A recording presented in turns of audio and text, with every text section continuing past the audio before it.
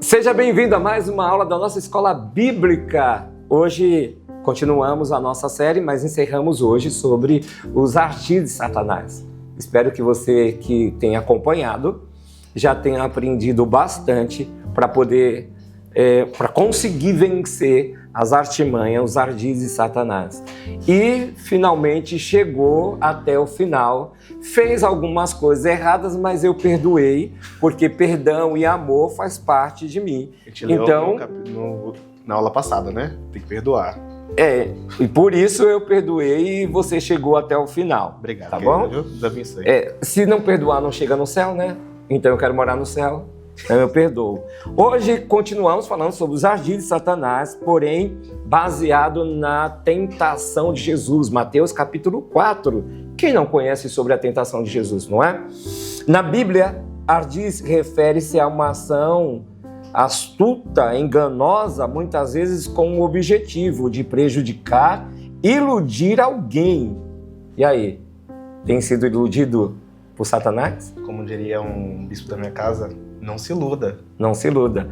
Não se engane. Não se engane. Não se engane. Às vezes ele coloca uma vírgula e às vezes ele coloca uma exclamação. Sim. Não se engane. Pra dar um... Pense nisso. Sim.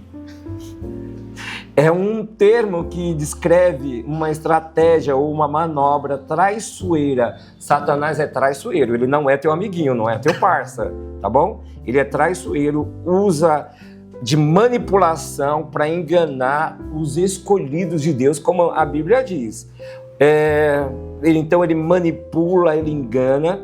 Então seja por meio de palavras ou ações, ele está trabalhando o tempo todo e muitas vezes, por mais que já tenhamos uma experiência em Deus, somos pegos. Às vezes de uma forma muito simples, quando eu sou pego assim por algo, que eu falo, meu Deus, mas eu falei que eu não iria ser pego nisso porque eu já tenho experiência e pá. Você fala, meu Deus, como é que eu caí nisso? Como é que eu não avaliei? Como é que eu não pensei? Cara, como é que eu não vi, sabe? É mesmo assim. As 3 tentações de Jesus no deserto, é sobre isso que nós vamos falar hoje.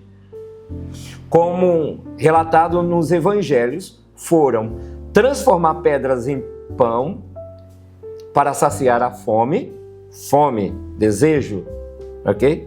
Tá com fome? Ainda não. Pular do templo para ser salvo por milagre e receber poder político e militar em troca de adoração ao diabo. Já parou para pensar sobre essa última? Porque geralmente a gente fala assim, se prostrares me adorarem, eu te darei esse reino, né? Se você se prostrar e me adorar, eu te darei o reino dessa terra. Mas esse reino está envolvendo aí poder político e militar, que comanda, e que até em alguns momentos os discípulos, coitados, acharam que o governo messiânico era algo terreno, né? O líder disse, eu não vim para isso, meu reino é de outro mundo, como ele falou para Pilatos. Mas, discípulo, né? Discípulo é uma coisa doida, né?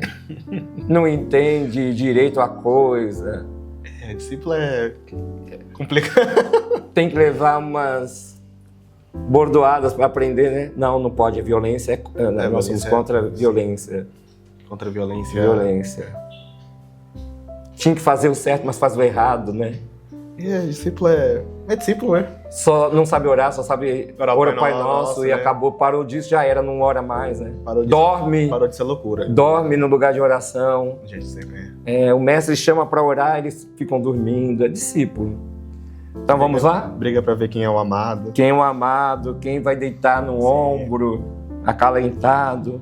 Vamos lá, os detalhes das tentações? Número 1, transformar pedras em pão. Primeira estratégia, primeira cilada de Satanás. Diante da fome, Jesus é tentado a usar seu poder divino para criar pão, questionando-se ele deveria depender da provisão divina ou usar seu poder para atender às suas necessidades. Jesus respondeu com a passagem de Deuteronômio 8:3. Afirmando que o homem não vive apenas de pão, mas de toda palavra que sai da boca de Deus. E a gente tem uma fome, né? Uma fome A gente tem uma necessidade, ou nós temos necessidades. O diabo hoje não pede para que nenhum cristão, nenhum crente transforme pedras em pão. Sim. Até que ele sabe que não vai conseguir. Vai ser até ridículo. Vai, né? Assim, Né? Imagina o diabo chegando para você, transforma essas pedras aqui em pães. Aí você olha para ele e fala assim, cara, não tô com tudo isso não. É um nível... Né? Não, porque não é mais. Mas a nossa fome é uma outra. A gente tem a fome e sede da palavra, deveríamos ter fome e sede pela palavra de Deus. Mas infelizmente nós temos fome e sede de outras coisas. Nós queremos ficar famosinhos, viajar para lá e para cá, mesmo que seja pregando, pregando com uma agenda cheia. As pessoas oram por isso e desejam isso, quando deveria ser trocada essa motivação por salvação de vidas. Tudo que o Senhor possa me levar a realizar é por salvação de vida. Não é só para pregar para crentes, mas fazer aquilo que é a vontade de Deus, levar o evangelho, né? Os apóstolos, eles tinham essa característica. Eles estavam no culto, eles estavam numa mesa de comunhão, mas eles estavam o tempo todo evangelizando, ganhando vida para Cristo, porque esse é o fundamental da igreja. Então, a fome por algo, então ele diz assim, transforma isso. No que você quer? O que deseja a sua alma? Transforma isso numa verdade. Vai atrás, afinal de contas você tem sonhos e Deus vai realizar todos os seus sonhos. Vai? Não sei. As pessoas dizem que Deus sonha, né? Deus sonhou com você, Deus sonha. Não, Deus não sonha, Ele não dorme. Esse sonhar é para o homem. Sonhar, mas Deus não sonha. Por mais que eu possa falar que Deus sonhou com você, não. Deus projetou você. Sim. Deus tem propósito para a sua vida. Sonhos são coisas humanas. E nem sempre Deus vai realizar os meus sonhos, porque os meus sonhos, os seus sonhos, podem agredir a Deus, podem prejudicar pessoas, pode fazer você ser exclusivista. Temos que tomar muito cuidado com relação a isso, né? Não temos que tomar cuidado com aquilo que o diabo quer que nós venhamos alcançar. Não é o que o diabo quer que eu alcance, que eu realize. Eu não posso ouvir a voz do diabo e realizar segundo aquilo que ele está falando, mas eu preciso ouvir a voz de Deus e realizar aquilo que Deus quer que eu realize através do seu Espírito. O segundo ponto foi pular do templo. O diabo leva Jesus ao topo do templo e o desafia a pular para baixo, confiando que os anjos o salvarão. Essa tentação questiona se Jesus deveria confiar em Deus para agir sobrenaturalmente, ou se ele deveria provocar a Deus a agir. Jesus respondeu com passagem de Deuteronômio 6,16, proibindo a tentação de Deus. Deus não pode ser tentado, ele não tenta ninguém, e não pode ser tentado. O diabo aqui agride vários princípios aqui, né? E você sabe que tem uma coisa interessante aqui? É que Jesus nem na primeira nem na segunda falou tá amarrado e tá repreendido. Sim, combateu Bíblia com Bíblia. Bíblia com Bíblia não, né? Porque ele... Combateu Bíblia satânica com Bíblia... distorcida com Bíblia verdadeira. O que remete às aulas anteriores, né? Que fala que Satanás ele é astuto e esperto, né? Aí tem crente que não conhece a Bíblia. Sim. Eu lembro uma vez que eu estava voltando da igreja e nesse dia eu estava sem carro. E eu encontrei uma irmã e a gente, Pai do Senhor, tudo bem? Tudo bem? Como foi o culto? Olha, foi uma bênção. Eu falando, né? Foi uma bênção, Deus falou muito, tal. E aí eu descrevi a palavra que foi, aí essa irmã chegou, eu falei, e aí, como é que foi? Foi uma bênção também lá. E eu falei, qual foi a palavra, né? Porque é o ponto principal da igreja. Ai, sabe que eu nem ouvi direito, porque foi tanta glória que eu dei. Eu estava tão cheio que eu nem ouvi a palavra. Eu falei, vixe, o principal... não ouviu, não é? Então, Satanás geralmente pega esses. É Bíblia com Bíblia, Bíblia do inferno, que é um texto completamente distorcido, desvirtuado, como falou com Eva. Não está escrito assim, não. Tá assim, ó. E caiu. Por que caiu? Porque não lê Bíblia. Eva não lia a Bíblia. Não. Até porque não tinha, Não tinha Bíblia, né? Não tinha Bíblia. Veio depois com Moisés, né? Era o ouvir direto de Deus, Sim. né? Então, Jesus combateu aqui algo e disse, não, eu não pulo daqui porque isso aqui vai ser suicídio.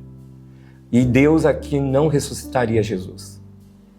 E aqui o plano de salvação seria já impedido. Ele queria que Jesus fosse literalmente para o inferno, para o reino dele. O terceiro ponto sobre a tentação de Jesus: receber poder político e militar. O diabo oferece a Jesus todo o reino do mundo em troca de adoração. Essa tentação desafia a autoridade de Jesus como Messias. Questionando-se, ele aceitaria o poder terreno em vez de seguir o caminho da cruz.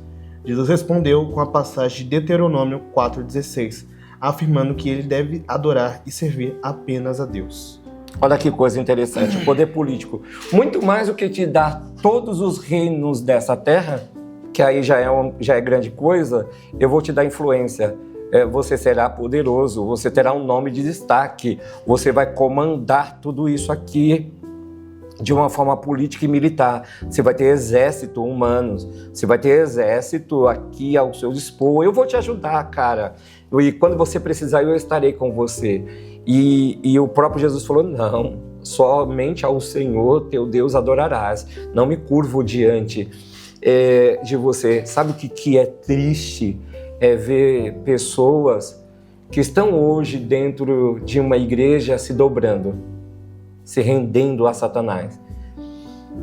A gente usa a expressão por muito pouco. A gente não deve se dobrar diante de Satanás, diante dos seus ardis, das suas ciladas, nem por muito, nem por pouco. Não é sobre isso.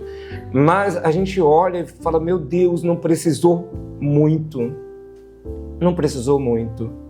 Um contatinho do nada. Alguém só que seguiu. Hoje eu estava pensando, sabe? Sobre ser seguido numa rede social e seguir alguém.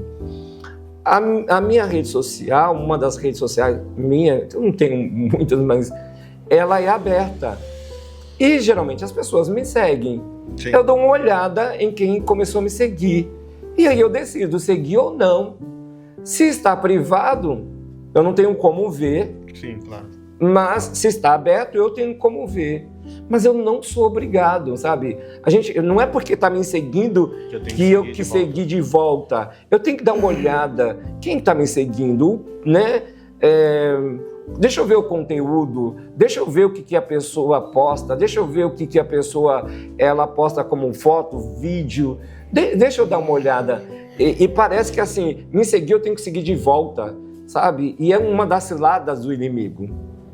Porque por ali pode acontecer. Por ali vem no direct oi, tudo bem? Aí pede o número do celular e o outro dá. Eu acho assim quando eu fico pensando, às vezes eu falo assim, meu Deus, eu acho que eu tô ficando maluco. Porque às vezes eu não dou o meu contato para quem eu deveria. Sim. Às vezes alguém da família não tem o meu contato. Mas eu dou para um estranho que eu não conheço. Quem entrou numa minha rede social para vir com uma cilada. E o diabo sabe que eu gosto disso. O diabo sabe que eu quero isso. O diabo sabe do que eu procuro, né? Eu lembro que uma vez eu falei para uma pessoa, os seus olhos procuram o que o seu coração deseja. Seria até uma das perguntas que eu ia fazer para você, porque a gente sabe que Deus sonda o nosso coração e o diabo não tem o poder de sondar. Mas como é que ele sabe especificamente onde é que atacar, onde é que a gente é fraco nesse ponto? Porque ele atacou a Eva, ele atacou Caim, e durante as histórias da Bíblia você vê que ele vai ali com seus ardizes, só que ele vai muito específico, num ponto muito específico, que tem uma possibilidade da pessoa cair muito específico. Como é que ele não pode sondar nosso coração e sabe o local exato de atacar? O primeiro texto, um primeiro ponto da primeira aula e o primeiro versículo da terceira aula. Primeiro sondou Eva, ele é milenar. Uhum. Milenar. Ele também estava lá quando Deus criou o homem. Ele também ouviu as ordens, as ordenanças de Deus. Pedro diz que ele está ao nosso derredor. Então ele vê o que você vê hoje no seu celular, sim. Ele sabe o que você assiste na sua televisão, ele sabe com quem você conhece, ele sabe com quem você lida na sua empresa, no seu trabalho, ele está ao seu derredor. Nós estamos sendo assistidos o tempo todo por Deus, seus anjos, o diabo e seus demônios. Estamos assistidos. Então ele não precisa conhecer, ele não precisa perder tempo tentando descobrir o que eu estou pensando. Ele me vê, ele me ouve, ele vê os tipos de brincadeira, de fala. Ele sabe o que eu estou procurando numa rede social, ele sabe com quem eu me comunico. Simples assim. Então ele vem e oferece o prato. Sim. E muitos têm caído nas ciladas do inimigo. Não é? Agora, e é engraçado porque é uma cilada, na grande maioria das vezes é uma cilada que a própria pessoa já está buscando. Sim. Ela já está buscando aquela cilada. Ela já está buscando aquela astúcia do inimigo. Porque se é crente já sabe o que é certo e o que é errado. Né? Também que não seja, mas vamos pensar assim nas questões do lado mais espiritual. O crente deveria ser mais esperto do que o ímpio. Às vezes eu vejo o ímpio sendo mais esperto, fugindo mais das ciladas do inimigo do que um próprio crente. E isso é triste. Não é porque um foge e o outro não foge, é triste. É porque o ímpio deveria imitar a conduta do crente, né? Sim. Mas eu vejo alguns crentes imitando uma conduta de alguns ímpios que quando ele não deveria. Às vezes ele não busca referência dentro de uma igreja, mas busca referência do lado de fora. E aí isso é muito triste. Que eu e você nós possamos pensar sobre isso, sabe? Sobre essas aulas, sobre esse momento que nós tratamos sobre os ardis de Satanás. Lógico que é um assunto que tem muito material. Não dá para a gente abordar tudo dentro de uma aula, uma única aula. Por isso que nós dividimos isso em 4. Encerra hoje esse tema, essa série. Mas a igreja... Eu já ouvi gente falando assim, dentro da própria igreja, eu não venho na igreja para ouvir falar sobre Satanás. Se você se você não ouvir sobre Satanás dentro de uma igreja, você vai ouvir aonde? Dentro do ônibus? Dentro da faculdade? Você não uma sabe escola? Onde é que o inimigo ataca, né? Como é que você vai saber o ataque?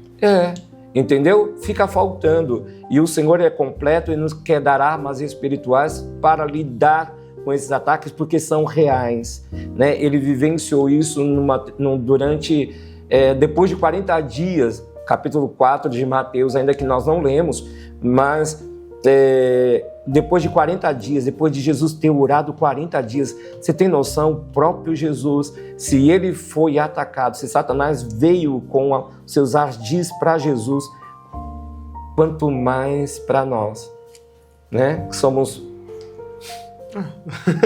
isso aqui, né? Que possamos aprender cada vez mais e buscar cada vez mais esse conhecimento. Obrigado por me ajudar, por estar aqui, por esse tempo, foi muito bom. Imagina, eu espero que tenha sido para você também, diga que foi. Foi muito bom, tá, foi gente? Foi muito bom. Foi fantástico. Isso aqui assim, ele está falando naturalmente, voluntariamente que foi bom. Sim. Eu não estou apontando nenhuma arma. Não, né? Aqui embaixo só, tá? Da mesa. Obrigado, querido. Deus abençoe grandemente a sua vida, que você continue crescendo em graça, em sabedoria. Parece repetitivo isso, mas isso é uma verdade que a gente tem que ouvir constantemente. Que Deus te abençoe e até a próxima aula, que nós não sabemos ainda qual vai ser o tema, mas eu tenho certeza que vai ser tão bom quanto. Com certeza. Até a próxima aula, em nome de Jesus.